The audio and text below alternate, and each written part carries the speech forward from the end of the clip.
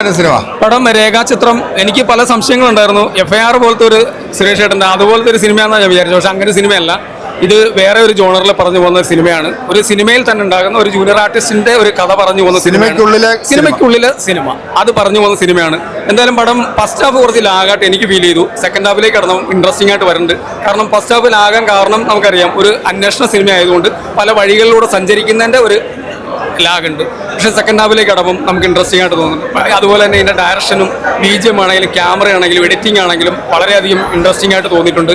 പിന്നെ അഭിനയിച്ചിട്ടുള്ള ആസിഫ് അലി, അനശ്വര രാജൻ, പിന്നെ ജഗദീഷ്, സിദ്ദീഖ്, മനോജ് K ജയൻ തുടങ്ങിയുള്ള ഇന്ദ്രൻസ് തുടങ്ങിയുള്ള നല്ല താരനിരയുണ്ട്. കിട്ടിയവരെല്ലാം നല്ല മികച്ച രീതിയിൽ തന്നെ മമ്മൂട്ടിയുടെ ഒരു പ്രസൻസ് ഉണ്ടായിരുന്നു. അതുപോലെ AIയിൽ മമ്മൂക്കയെ കാണിക്കുന്നുണ്ട്. അത് നമുക്കൊരു അനുഭവമാണ്. നമുക്ക് ഗോട്ടിൽ വിജയാന്തിനെ കാണിച്ച പോലെ തന്നെ നമുക്ക് 90s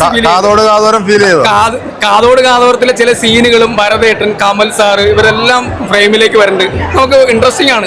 എന്തായാലും ഇരുന്ന് കാണുമ്പോഴാണ് ശരിക്കും സിനിമയുടെ ജെനുവിൻ ആയിട്ടുള്ളൊരു റിവ്യൂ നമുക്ക് കിട്ടുക.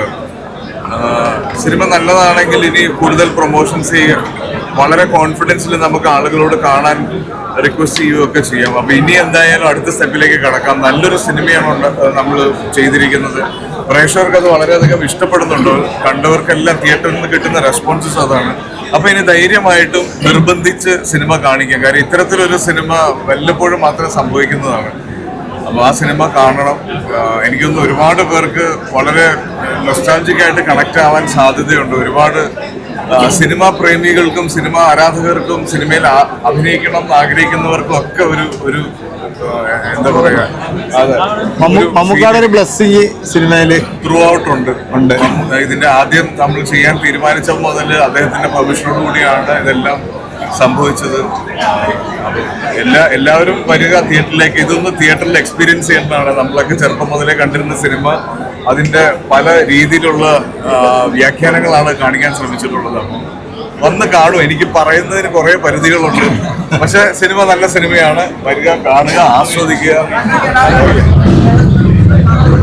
പെർഫോമൻസ് ആണ്. നമ്മൾ അത് എടുത്ത് പറയേണ്ട, എന്താ പറയാ, നമുക്കറിയാം കിഷ്കിന്ധാകാന്ഡൊക്കെ ഹിറ്റായതിനു ശേഷം ഒരു നെക്സ്റ്റ് ഹിറ്റ് എന്ന് തന്നെ പറയാം.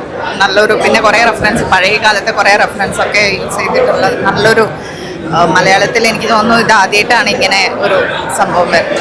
നന്നായിട്ട് എടുത്തിട്ടുണ്ട്.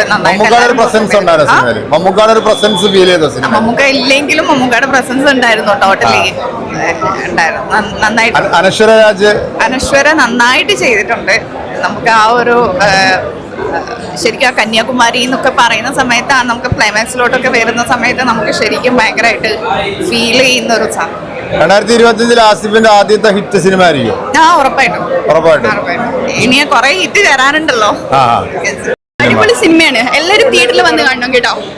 നിങ്ങളൊക്കെ കണ്ടോ പടം? കണ്ടു. എല്ലാരും കണ്ടു പടം കണ്ടു.